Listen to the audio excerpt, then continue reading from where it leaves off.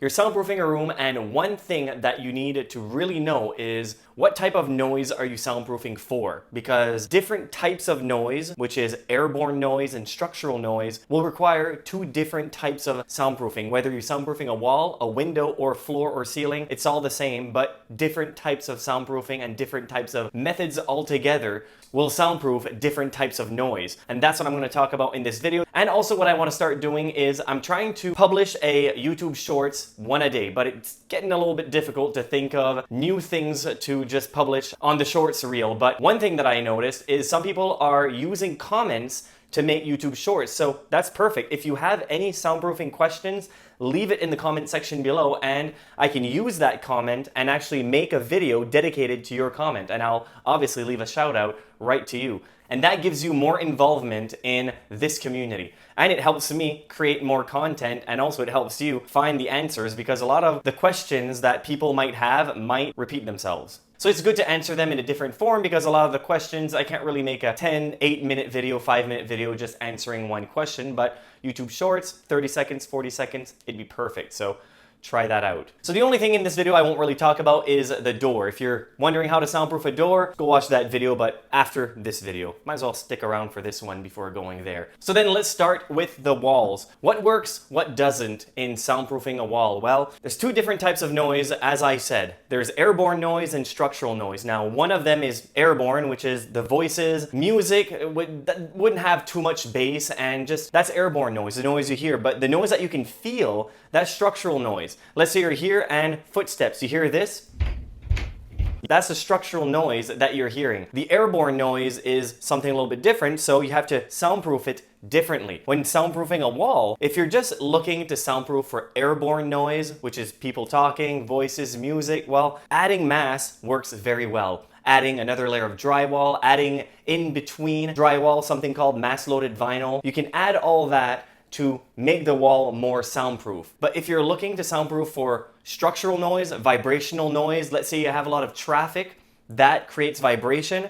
If you're trying to soundproof for that type of noise, adding mass won't make a huge difference. It will make the traffic quieter, but that vibrational noise, it'll still be there. You can't always get rid of all vibrational noise because some vibrations are just way too much, but there is a way to greatly mitigate it, and that's by decoupling the drywall from the actual studs. Now, to do this, it's a lot easier if you have an open wall, if you have a new build, but if you have a solid wall, you can still do this. You remove the drywall, not that hard, or you tell the person that you're going to hire to add what's called a resilient channel. And if they've installed a resilient channel in the past, then they would know that you screw them directly into the studs and not onto the drywall. The reason you would add a resilient channel, and the reason why you should hire somebody to do it, is because, well, the reason to add a resilient channel is to decouple the wall. You want to separate the wall from the studs, because if that vibration that's coming from the road, the traffic noise, that vibration when it comes at you, it's going to hit the house, it's going to hit the studs, and then it's going to dissipate into the resilient channel, not hit the wall. So that vibration that you're feeling, that you're hearing, it's going to decrease significantly. The reason why you should hire somebody to install resilient channel, it's simple. It's very finicky to install. You really have to make sure that when you drill your drywall back into the studs, you don't want to get into the studs. You want to get into the resilient channel. If one of those screws goes through the resilient channel like it's supposed to, but keeps going and hits the stud, then you've basically coupled the wall completely back in, and it'll just basically make the resilient channel that you've installed completely useless. So just make sure if you do hire somebody that they've installed it before, they're comfortable doing it, and they just know what they're doing. Most of the times you'll add the resilient channel on the ceiling. That's where a lot of the footsteps noise are usually coming from. That vibrational noise, that's where you'd add your resilient channel. How you soundproof the walls and how you soundproof the ceilings, it's basically the same way. It's just that a lot of the times you'll use the resilient channel on a ceiling, because a lot of the times on the wall you add insulation, you add mass, and that's it. Most of the time you don't have much vibrational noise coming from outside, but you do have vibrational noise coming from upstairs all the time, if you don't have carpeting, if you don't have heavy area rugs to absorb all of that vibration, all of those footsteps, then adding a resilient channel will make a huge difference.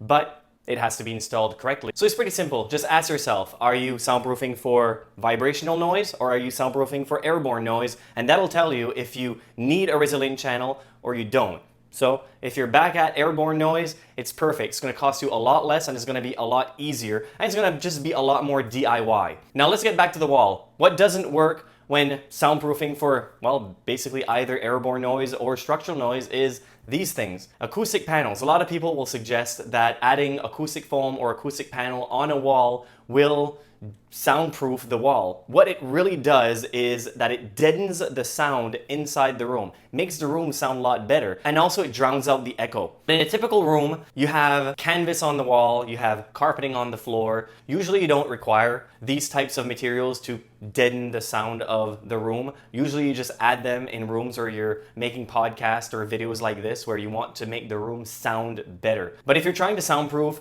outside noise coming into the room, adding this on the wall will basically not do much to prevent that. It's a mass that you have to add on the wall. Now, what works, what doesn't with the windows?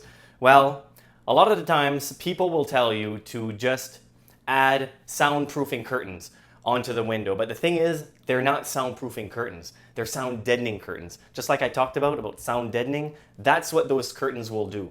Now, don't get me wrong, if you have a lot of road noise and a lot of those vibrational noise coming in, then adding thick sound deadening curtains will actually drown out some of the noise coming in, which will not make that noise sound as loud. It's not that it doesn't work, it's that a lot of the times you'll go out and you'll spend $100 on sound deadening curtains and you'll be left disappointed because it's not actually blocking any sound. It's just making that sound more bearable. But some of the times, that's all you need. So just make sure to know the difference. What does work in soundproofing windows is changing the window from a single one glass window to a double or triple pane window. I find that stops the most noise because in between each and every one of those window panes, there's an inert gas, and that helps, that decoupling helps in drowning out a lot of the noise coming in. So if you just have a single pane window, then adding a double or triple pane window will make the biggest difference. But if there's cracks around the window, you can seal that using acoustical sealant, and that will also work. Just little things like that will make a difference if that's where a lot of the noise is coming from. So there you have it for this video. I just wanted to keep it short, give you a lot of information in a little bit of time. As I said, if you have any questions after watching this video that you're wondering, okay, well, he didn't really talk about that, I could have just forgotten about it. Comment section. I'll make a little YouTube short. I'm looking for my phone, but that's where it is. And I'll answer your question. Thank you very much for watching. I really appreciate it. And until next time.